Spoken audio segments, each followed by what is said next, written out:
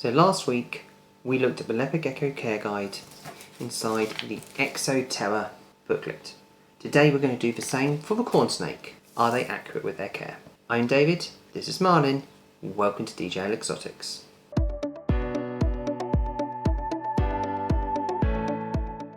Let's go through this care guide step by step, having a look at what it says and then comparing it to whether or not it's right or not. Remember, this is subjective, everyone has their own opinion in some respects, but there are certain things which are kind of set in stone, but we'll go through it. So, corn snakes belong to the colubrid family, absolutely correct. The largest snake family, yep.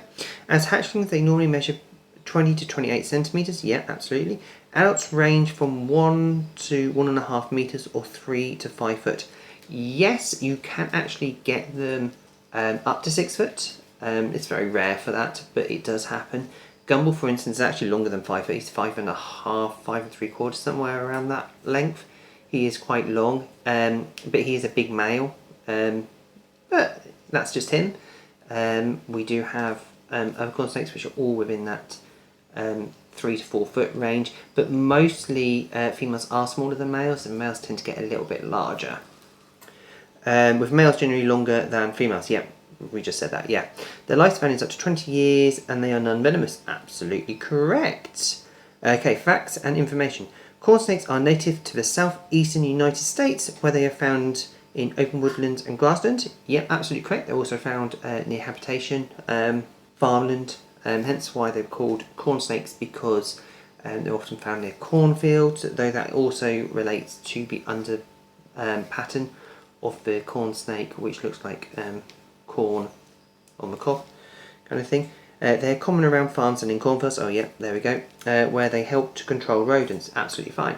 Yeah, perfect. They are also known to climb trees, go hunting for birds, eat bird eggs, reptiles and other snakes. So they have quite a varied diet. It's not just rodents, though that would probably be the majority of their diet. Benefits of keeping. Corn snakes are hardy and easy to keep. Yeah, pretty much they are the best species to start with. If you're looking for your first snake, I would really recommend these. They are docile and even-tempered and well suited to captive conditions. Yep. They become tame with regular, gentle handling. Most corn snakes are actually born quite well tempered. You don't need much training. You get the odd one or two. We have a couple here from last year still, which still require that little bit of extra training, but apart from that, most of them are actually fairly well tamed straight out of the egg. They do not grow very big compared to other species and are ideal for snakes. Their length-wise is comparable to a roll python or ball python. They tend to be roughly between 4 and 5 foot, though they can also grow to 6 foot. But the roll pythons are a bit maybe wider, got more girth on them, which would give the impression that they're bigger. But generally speaking, they go to about the same length, and there's lots of other snakes which get smaller. So you've got the variable king snakes, the Kenyan sand boas, hog noses, all of these snakes which we keep and breed here. They're much smaller and require less space in most cases. So I wouldn't really say that. The house snake is almost the African version of a corn snake, and that grows to a much smaller size. So I wouldn't really say that. When you're talking about compared to other species, you're talking about the boas really, and the bigger pythons like rectics and Burmese python and things like that. But in reality, that's not that's not a beginner snake. When you're looking at beginner snakes, you're looking at either royal python or corn snake normally. Corn snakes are beautiful. Yep. Dramatic looking snakes. What's dramatic looking? Okay, I'm going to gloss over that one. They have a background colour of orange with black bordered irregular red and rust coloured patches. Yep.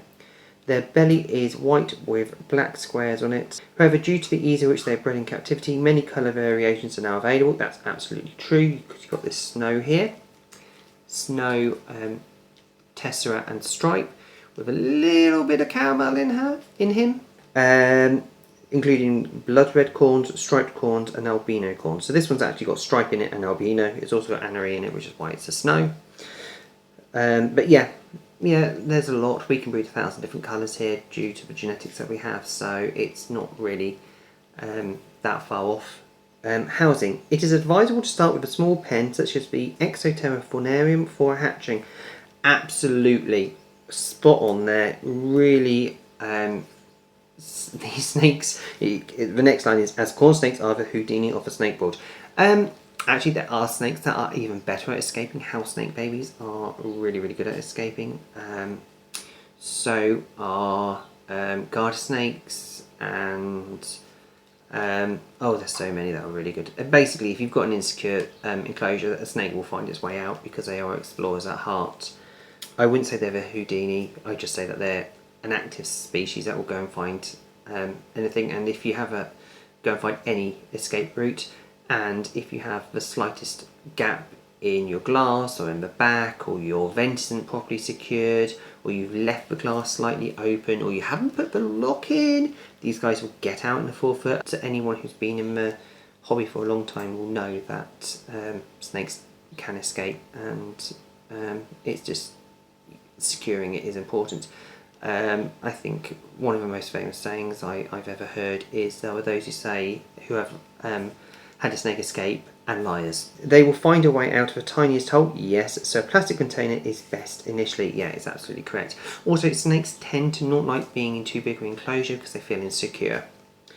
This can be placed inside an Exoterra terrarium. Yeah, you can do it. We have plenty of people who do that. They actually have all the heating equipment like the heat mat and the thermostat still installed within the Exoterra terrarium. Put the plastic box inside so it uses the heat that you would do with a vivarium as its heating source in the faunarium, and that really works out quite well. This can be placed to ensure correct temperature, and then move them into the terrarium itself when they grow to about 60 centimetres, 2 foot, at about 1 year. 1 year, 2 years, it's a debatable. I would say go on size rather than on the date. Don't go, oh, it's 1 year old, it can go in the terrarium now. Make sure that it's got a little bit of girth on it and a little bit of size on it so it doesn't escape out of those tiny little holes. Okay, corn snakes can be housed together or separately. Okay, so we have covered this in another video. Whether or not corn snakes can be housed together is up for debate. Technically, yes. You go to zoos. Last time I went to Colchester Zoo, for instance, they had 3 corn snakes, I think, in the same enclosure. I've seen them in zoos housed together. That doesn't mean it's right, especially in the home environment where you're going to have them in a 4 foot. Really, if you have 2 in the same enclosure, you're going to need to provide it with a lot bigger space. So you're going to have to go from a 4 foot to probably a 6 foot minimum for 2. The other thing is that they can compete with each other. Feeding them becomes a little bit more challenging, and there is that risk that one of them may hurt, injure the other one in a fight, or even eat the other one. So I do not recommend it. If you do want to do it, you're going to have to take precautions. You're going to have to have a much bigger viv. You're going to have lots of housing in there, lots of clutter, so they can escape from each other and make sure that they can't really see each other most of the time. And also, I wouldn't put a male and female in together because you want to have lots of eggs, and 2 males will definitely fight. Although some males will object to sharing a vivarium with another male. Yeah, exactly. Females can be housed together, but should be separated for feeding, as animals frequently compete for the same food and may even try to eat each other. So it kind of gives you the warning there that they shouldn't actually be together. Within the actual care guide, it's saying, you know, housing them together, you know, one could eat the other one. So I heed that, and don't keep them together. So substrates and furnishings. Bark or wood shavings are ideal as a substrate. So yes, wood shavings, so aspen and lignocell, that is fairly common. Bark, I guess so, because it's a kind of that woodland feature, so I would say that is a good one. You've got the sand soil mix as well. That's a really good substrate base for them. We do have a video on that which you can watch. It is a good idea to provide a hide at both the cooler end of the terrarium and the hotter end, so to give the snake a choice of warm security or cooler security. Absolutely essential. It's not just a good idea, it is essential. You need 2 hides in there, if not more. You do need one at the hot end, you do need one at the cool end, because they will transverse between the 2 depending on what temperature it would like to be. If it's just eating, it will probably be on the hot end. If it's just having a cool chill out day, it will probably go to the cool end. But all snakes have their own preferences, so sometimes they will prefer to be more hot and sometimes they prefer to be cooler. The Exoterra snake cave is a perfect for this, or the reptile den which sticks to the glass, allowing you to look at your snake without disturbing them. You will disturb them. That's a given, because it will see through the glass, it will know you're there. So yeah, you will disturb them. That's not a good reason. It provides a hide for them, in theory. I wouldn't say it's a really good hide. Plastic ones are really good. You can get those really cheap and they're very easy to clean. They're not the prettiest, they don't look very natural, but they serve a good function and I would prefer to use one of those. Though the rock den, the snake cave, that's okay. It looks more natural, but I wouldn't say it is exactly what these guys were going.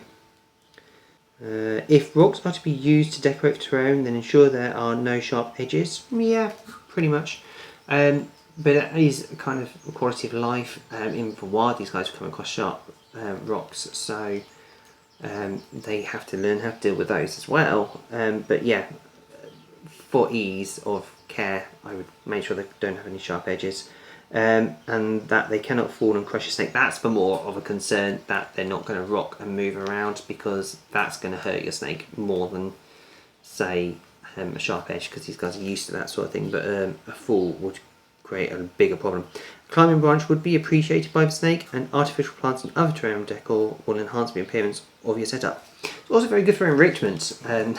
Talking about the enhancement of how good it looks, but it's actually important for the enrichment of the snake. These guys are active explorers. You can see how Marlin is just literally cruising around my hand trying to find out what's going on in the world, and that's just a natural behaviour, and they will do this all day, just exploring their enclosure. So having lots of decorations in there creates lots of kind of environmental things for them to interact with.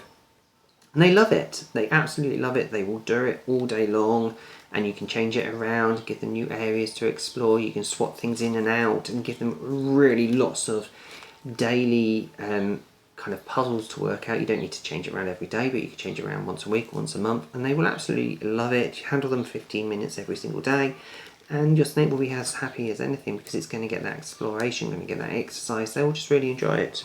Remove all droppings and clean the terrarium on a regular basis to prevent disease and smell. I'm adding that bit in, but yeah, clean on a regular basis. These guys tend to only go to the toilet once a week, and they're not really that messy. So you want to remove that about once a week, and every month you want to do a very thorough clean out where you take everything out. Use F10 or reptile cleaner, Johnson's reptile cleaner, and give it a good spray down. But you can do a spot check whenever they've gone to the toilet, and then in the home environment you can give them a thorough clean out every month, where you just remove everything.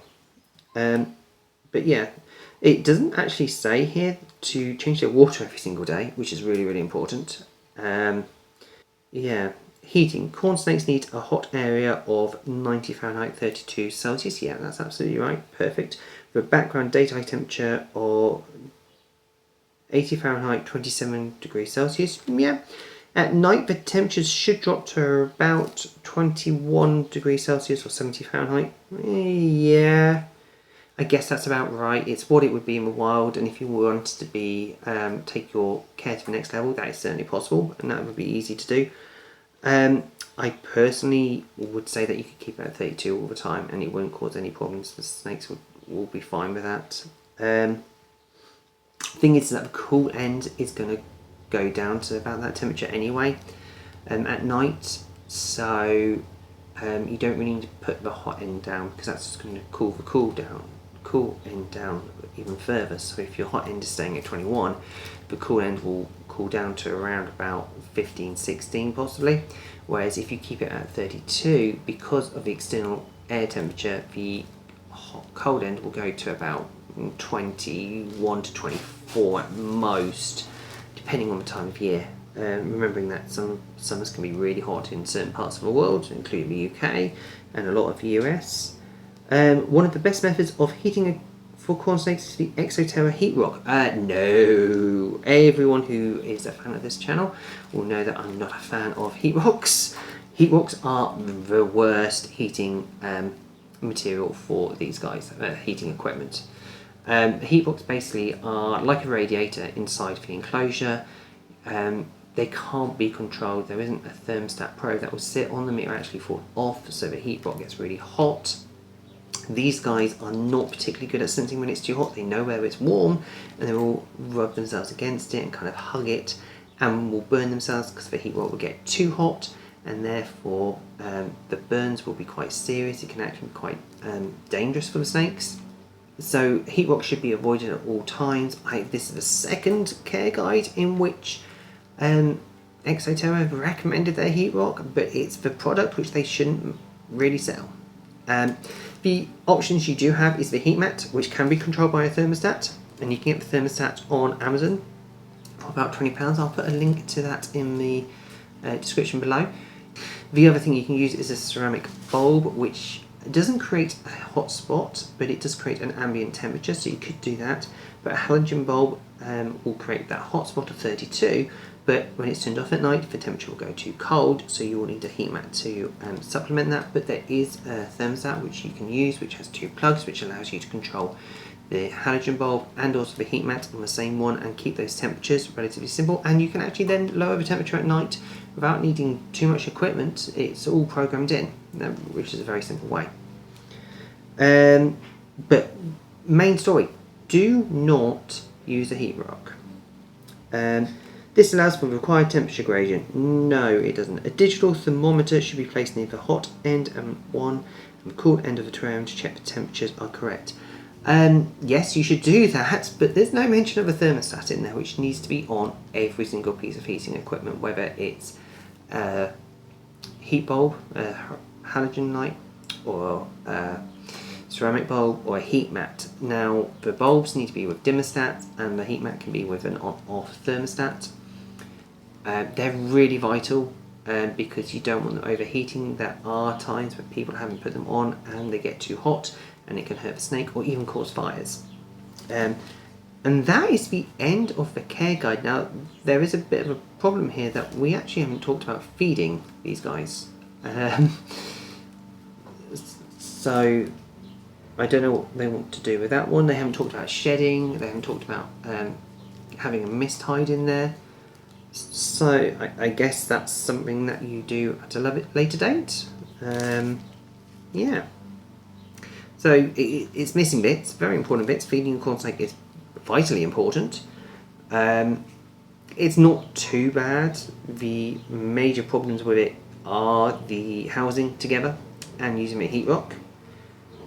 I would say that everything else is really actually may not be exactly spot on, but it is pretty much really, really good.